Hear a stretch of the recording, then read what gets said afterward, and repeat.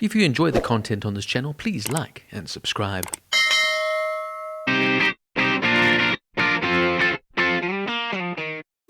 Back to Black is a 2024 biographical drama film based on the life of English singer-songwriter Amy Winehouse, played here by Marisa Abela. The film is directed by Sam Taylor Johnson and written by Matt Greenhalgh. The film also stars Jack O'Connell, Eddie Marsan and Lesley Manville.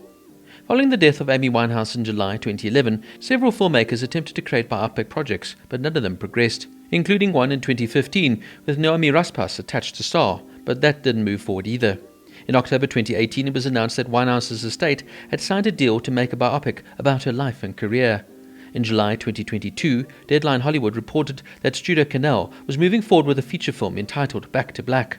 Finally, in January 2023, it was reported that Marisa Abela would star as Winehouse. The English actress, known for her roles in the BBC Two and HBO series Industry and the Sky One series Cobra, even had a small role in the massive movie Barbie as Teen Talk Barbie.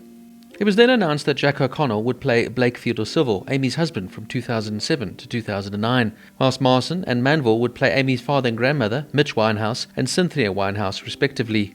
Juliet Cohen portrays Amy's mother, Janice Winehouse. Nina Gold served as the casting director for the film. Principal photography took place in London from January to April 2023, with Polly Morgan serving as cinematographer. Scenes were filmed at Ronnie Scott's Jazz Club outside Winehouse's first flat in Camden Town and at Primrose Hill. In February, scenes were shot inside the Metropolis Studios in Chiswick. From the 13th to the 18th of March, production moved to Fitzrovia to film scenes on the Fitzroy Square.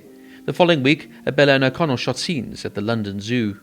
Naturally, Back to Back, the soundtrack features many of Winehouse's songs, with Abela's vocals throughout the film. Nick Cave and Warren Ellis scored the film, while Giles Martin served as a music producer. In March 2024, a compilation soundtrack of Winehouse's original recordings was announced alongside with tracks from her inspirations such as Dinah Washington, Mina Rippington and the Shangri-Las. Their voices are featured in the film. A new song also from Nick Cave called Song for Amy was also included. Some interesting trivia notes. Marisa Abela did most of the singing herself in the film. She trained extensively to mimic Amy Winehouse's vocals. At one stage, Jeff Tunnock claimed that he was cast as Mark Ronson and his scenes were then deleted. However, director Sam Taylor Johnson said Ronson was never a character in the film. Mark Ronson, of course, was the famous music producer who worked with Amy Winehouse. In her last performance in the film, Amy Winehouse is wearing an Aston Villa Football Club pendant on her necklace. She never spoke about being a Villa fanatic herself, but her former husband, Blake Fielder-Civil, was a Villa fanatic. In reality, she was wearing the pendant not at a televised performance, but in a paparazzi photos from a late-night visit to a late-night takeaway. Reg Travis and his relation with Amy Winehouse is completely omitted from the film. Amy dated Reg for the last 2 years of her life, and they were together at the time of her tragic death, yet he's never mentioned in the film.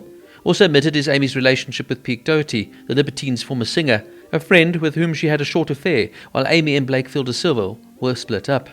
He is only mentioned once throughout the film. Just a little bit about the real Amy Winehouse. Amy Jade Winehouse was born on the 14th of September 1983 and died on the 23rd of July 2011 at just the age of 27. A member of the National Youth Jazz Orchestra during her youth, Winehouse signed to Simon Fuller's 19 management in 2002 and soon recorded a number of songs before signing a publishing deal with EMI. She also formed a working relationship with producer Salim Remy through these record publishers. Winehouse's debut album, Frank, was released in 2003. Many of the album's songs were influenced by jazz and apart from 2 covers, were co-written by Winehouse. Frank was a critical success in the United Kingdom and was nominated for the Mercury Prize. The song Stronger Than Me won her the Ivor Novello Award for Best Contemporary Song from British Academy of Songwriters, Composers and Authors. Winehouse released her follow-up album Back to Black in 2006, which went on to become an international success and one of the best-selling albums in United Kingdom history. At the 2007 Brit Awards, it was nominated for Best British Album of the Year, and Winehouse received the award for British Female Solo Artist. The song Rehab won her second Ivor Novello Award. At the 50th Grammy Awards in 2008, she won 5 awards, tying the record for the most wins by a female artist in a single night, and becoming the first British woman to win 5 Grammys. This included 3 of the general field of the Big 4 Grammy Awards, namely Best New Artist, Record of the Year, and Song of the Year for Rehab, as well as Best Pop Vocal Album. Winehouse, though, struggled with substance abuse and mental illness and addiction. She would die in July of 2011. Her brother believed that bulimia was also to blame. After her death, Back to Black briefly became the UK's best-selling album of the 21st century. VH1 Music Channel ranked Winehouse 26th on their list of the 100 greatest women in the music industry. Now, I won't lie, I went into this film with some trepidation. Every review I'd read about this film was maligning it, calling it inaccurate, and even exploitative. Look, director Sam Taylor Johnson certainly hasn't covered herself in an illustrious career.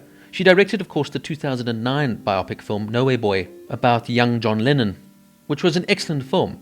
And to boot, of course, she would also meet her future husband, Aaron Taylor Johnson, who of course played Lennon in the film. Unfortunately, though, Taylor Johnson has gone on to direct films like 50 Shades of Grey, which of course was heavily maligned. So going into this film, when I saw she was attached to direct, and not really knowing the lead actress here, Marisa Abela, once again I felt somewhat skeptical. I'm a massive Amy Winehouse fan. I thought she was an absolute trendsetter. Being a huge jazz fan as well, I couldn't believe that this woman with such a soulful voice was getting jazz-like music back into the mainstream of pop music.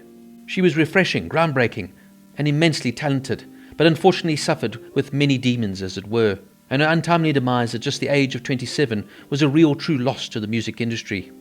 Having watched the excellent documentary Amy back in 2015, which went into great detail about the complexities that she faced within her life, and how in many ways she was influenced and misguided by two particular men within her life, her ex-husband, Blake Fielder Civil, and of course her father, Mitch Winehouse.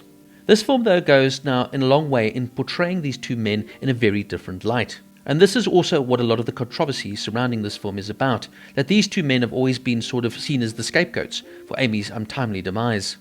Look, without a doubt here, Jack O'Connor's performance, which by the way is excellent as Blake Fielder Civil, certainly portrays him in a much better light. It shows a man here lost within the realms of addiction, that without a doubt influenced and led Winehouse astray, but in the same breath though she was an adult and made her own decisions.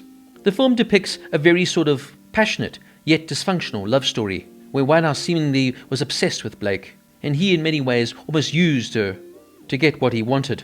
I do like the scene in the film where they meet at the bar, and the interaction between the two actors is absolutely superb. By no means does the film here portray Blake as a hero. For me though, what it does is it sort of provides a more human interest aspect to the story, that there was a love here, there was a connection between these two people, but they were just basically bad for each other, and their relationship was always going to lead to disaster. I found this interview recently with Blake Fielder Civil quite interesting and introspective.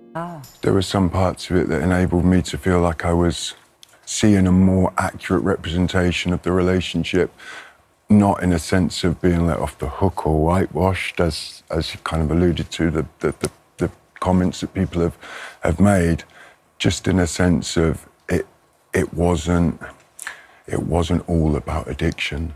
And the, you know, as much as that might have been the salacious headlines and the paparazzi's goal, there was addiction, but it was only an aspect that the relationship started like every relationship does. I think what Sam said was kind of a nice quote, that really, if Amy wrote this album, which everyone loves so much about this person, and Amy is known for being intelligent and not suffering fools and you know, a strong person in many senses, there must be a little bit more to this relationship than just an addled user or whatever I was portrayed as, or somebody that was leading Amy sinisterly into addiction, which wasn't the case. Neither does the film really portray Mitch here as a hero. It portrays him as a dad who loves his daughter and thinks he's trying to do the best for her, but is not listening to her and not maybe reading the signs. Look, it's very hard to judge exactly what happened behind the scenes with Amy Winehouse. All we know, though, of course, is that this woman fell into the cravings and addictions that she just couldn't handle, and unfortunately lost her life far too young. Marisa Abela, I feel, turns out a fantastic performance here as Amy Winehouse. It's not an easy role to take.